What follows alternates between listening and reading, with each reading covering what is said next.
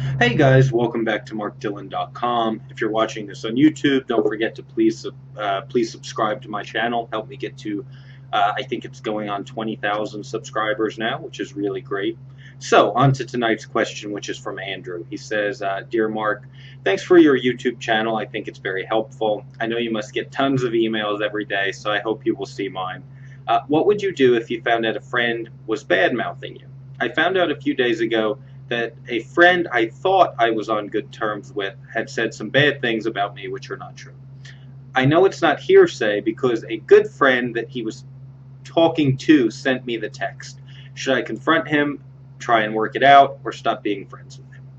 All right, Andrew. Well, first of all, thank you. I appreciate the compliments on my YouTube channel. I enjoy doing these things, so I'm glad you enjoy watching them.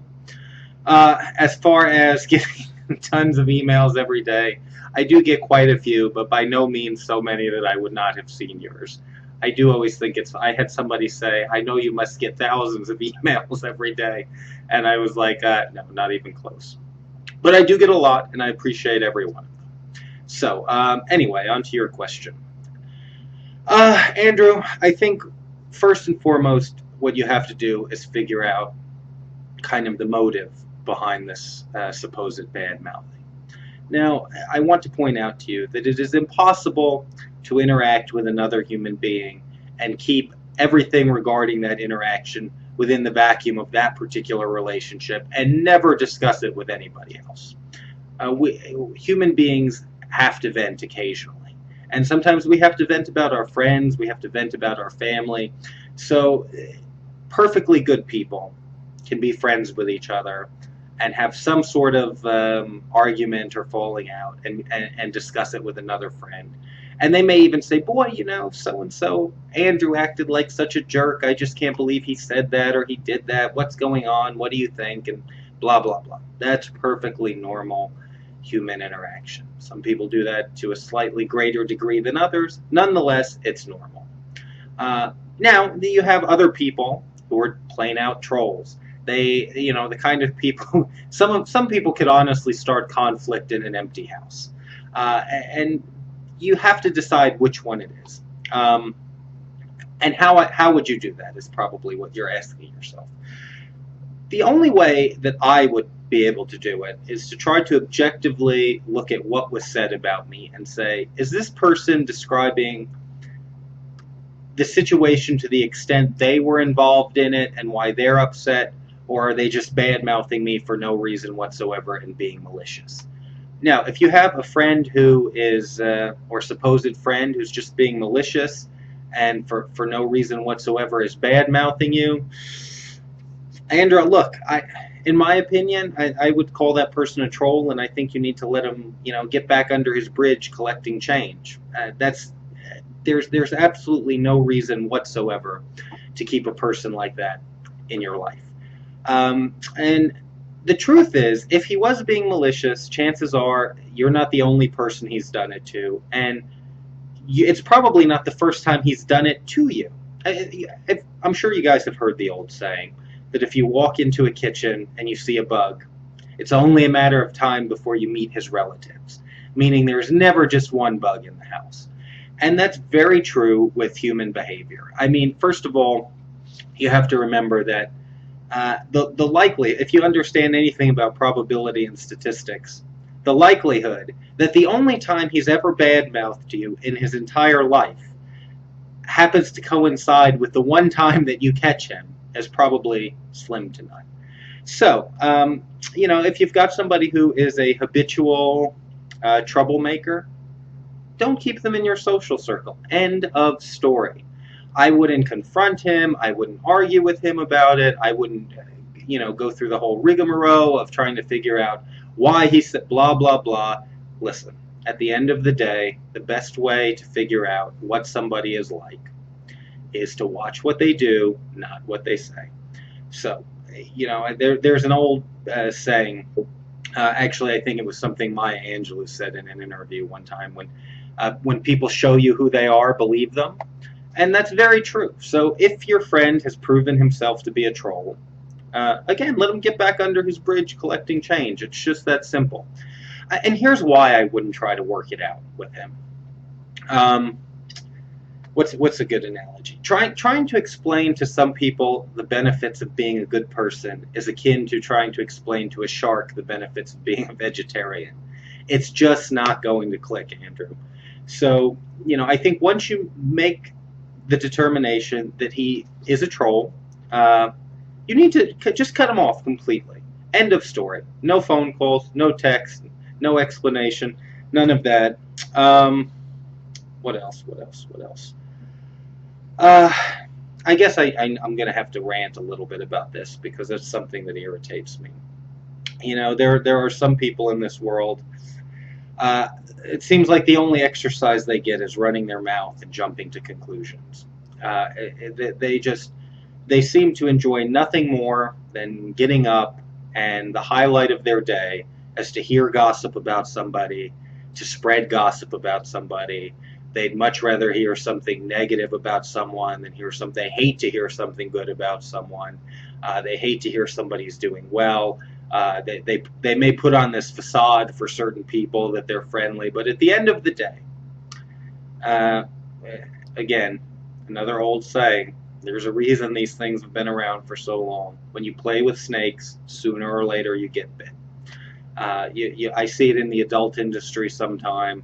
It's funny because you'll see people who are known for feuding and causing drama and all of this kind of stuff, and then sooner or later, they're friendly, and then eventually one of them turns on the other one, and there's just this big, oh my goodness, I can't believe that happened. Well, listen, if you surround yourself with people who constantly are involved in conflict and drama and trouble and gossip and bad mouthing, don't be shocked when you're on the receiving end of that. And that applies in everything. If you're friendly with somebody who just can't wait to get back and badmouth another one of your friends to you, chances are they do the same thing in regards to you. So you need to keep your distance from that person to the extent you can. Sometimes if you work with them, or depending on the situation, it can be a little bit harder. But, you know, I have to rant about this a little bit because it really irritates me. Life is entirely too short to spend your time perpetuating negativity. And you can't control somebody else putting the negativity out there. Excuse me. But what you can do is limit your interaction with them. And certainly in the case of just a simple friendship like this, you can end it completely. I have never personally been able to understand where the joy is in being hateful to someone else, or just bad mouthing someone for no reason. And you see it everywhere. You'll see it in your social circle. You'll see it at work. You'll see it on the blogosphere. There's lots of trolls who have blogs who just enjoy doing nothing but perpetuating negativity. And I've just never ever understood that logic. Sometimes I think it comes from the fact that some of these people have these very grandiose ideas of themselves, and they think of themselves as being smarter and more intelligent and more capable and more good looking, or whatever it may be, than they really are. And their life's results don't mirror the image that they have of themselves, and become bitter, and they like to take that, rather than taking that unhappiness that they feel with something in their own lives and turning it into something constructive and improving it. They take that unhappiness and they kind of focus it into a little laser beam and start pointing it at everybody else. And they love to try to knock people down a notch. And the funny thing is, people who are truly happy and content and all of that, they really don't care. It's kind of like that Teflon. It washes off, and you keep your distance from them. And that's what you should do, Andrew. Don't let this guy's negativity cause you to reciprocate negativity. So certainly don't argue about it. Don't fight about it. It's not worth it. Move on. Let him do whatever he's going to do. He'll likely not change his behavior because you gave him some wise words. There's nothing you're going to say to him that's going to change the way that. Gossip is probably business as usual for him. So that's all I can tell you, Andrew. And guys, take some advice. try to add a little bit more positivity to the world. You can control the amount of negativity that you put out there, so limit it to the extent you can. Sometimes you have to criticize someone, but in general, I believe that it's much better to praise by name, criticize by category. Very rarely is something so important that you have to be directly mean spirited to someone else, particularly with most of the things that happen in our everyday lives. You know, in world affairs and politics and government and all those kind of things. Yes, there are certain people that have to be criticized because what they do impacts other people.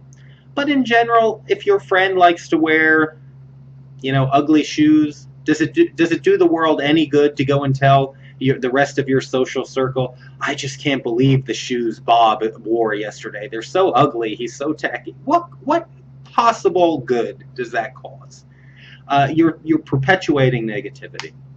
For my website, for example, if you guys visit, you never see a negative article on my site. I don't badmouth anybody. I don't post gossip. I don't post rumors. I don't do any of that.